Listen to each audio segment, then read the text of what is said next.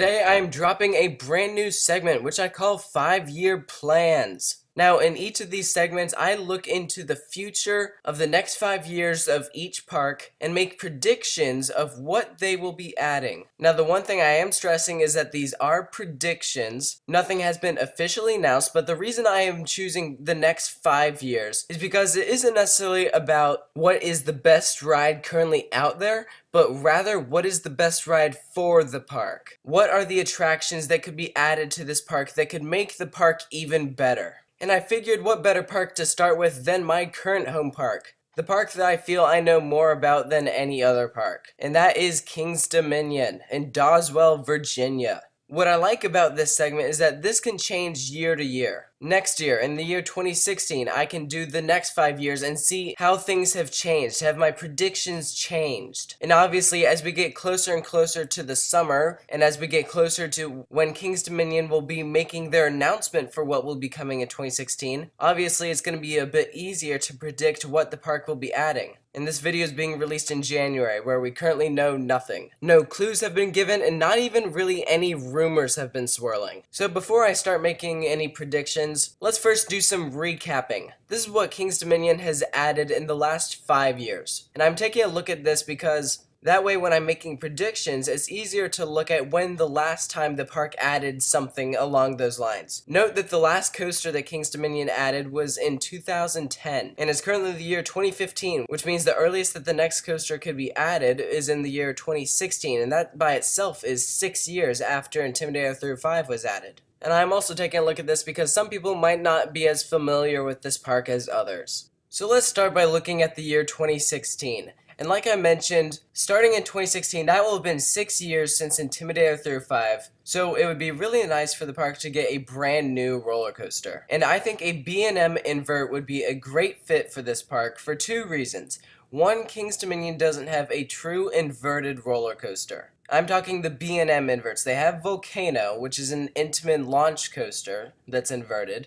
However, most parks have a B&M invert, which King's Dominion does not, so that's why it would be a great fit. Another reason why is that they have a Giga coaster, but they don't have a 200-foot tall roller coaster or a hyper coaster. And this would be awesome because it would be the first ever B&M invert over 200 feet. And that way, King's Dominion would have a roller coaster in all 3 height categories. Now, of course, one of the main problems with adding a new roller coaster is finding the space. And while I would love to take out the Anaconda, I hate that roller coaster, I don't think it will happen because they just repainted it, and so I don't think that they will be taking it out anytime soon. However, I do see the hurler on the chopping block. No, I'm one of those people who has actually enjoyed the hurler. However, I've even found that the coaster has gotten almost too rough lately. So outlined in yellow, you can see that that is where the space where the hurler sits on.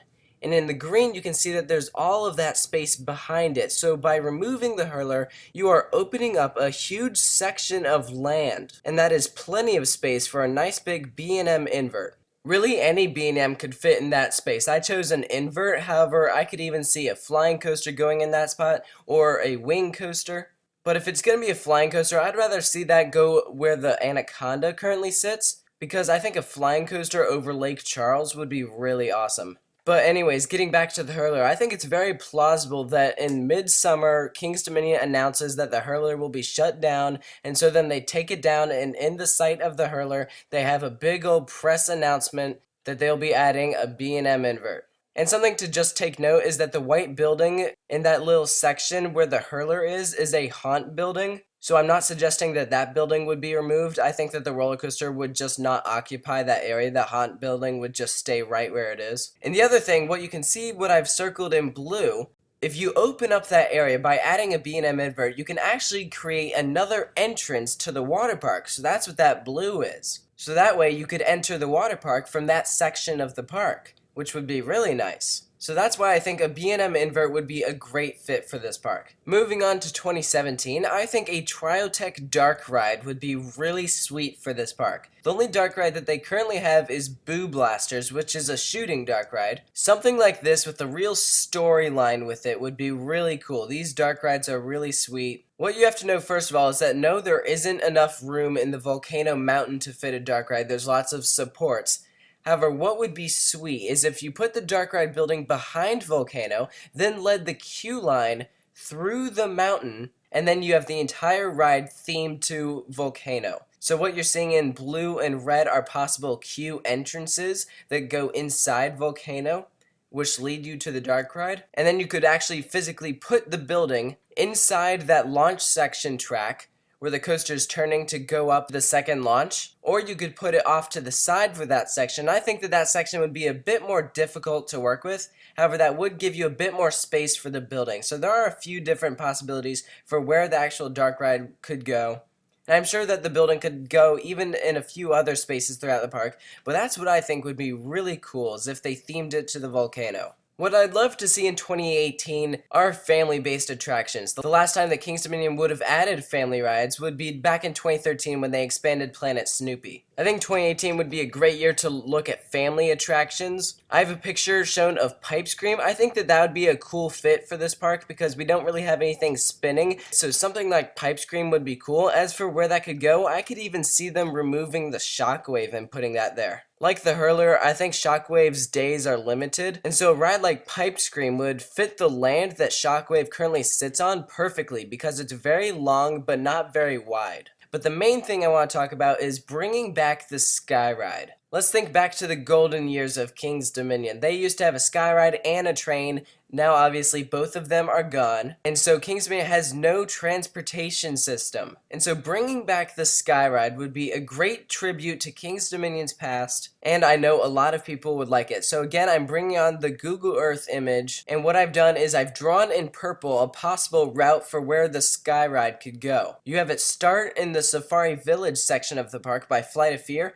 and then lead it all over to the other side of the park in Candy Apple Grove, next to the Windseeker. Because I know several times I've had to walk across all that section, it's taken all this time, when you could have a nice sky ride going above the park that could take you to that section, because King's Dominion is very long. It doesn't go as far back. So having a sky ride that goes all the way across that section would be really super cool. And of course they could also add a new show or something cool like that. Now assuming all of this that I'm talking about happens to come true, which it probably won't, that will have meant that King's Dominion will have been down one wooden roller coaster. Now, King's Dominion has never had a super impressive lineup of wooden roller coasters. Rebel Yell is great for airtime, but both Grizzly and Hurler were just okay. What King's Dominion could really use is a great standout wooden roller coaster. I'm talking a GCI. And these GCIs are very twisty, they're very fast, they're great rides. And there's not a single GCI in Virginia. I would love to see one of these added.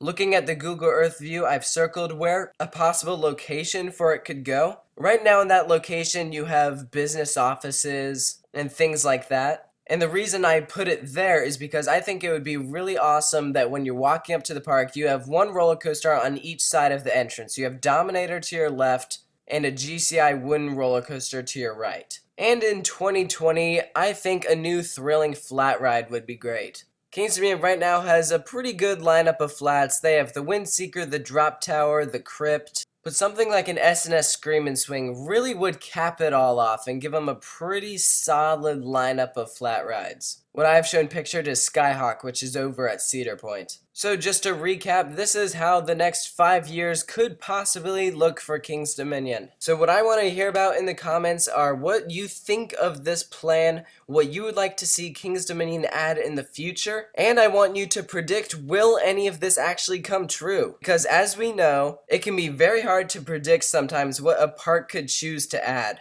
Parks have made decisions that I know no one has saw coming. I'm talking Six Flags adding Super Loops, Busch Gardens Williamsburg going with a Premier Rides launch coaster clone of Superman Ultimate Flight. Never in a million years would I have guessed that those parks would have added rides like those. So it's very, very possible that a new ride could come along that a park like King's Dominion could choose to pick up. But coming from right now in January of 2015, these are the attractions that I would love to see added at King's Dominion within the next 5 years. Thank you for watching. Hope you enjoyed the video. Post your comments below about your thoughts on this video, and do me a favor, make sure to give this video a big old thumbs up. If you'd like to see more, then make sure to subscribe.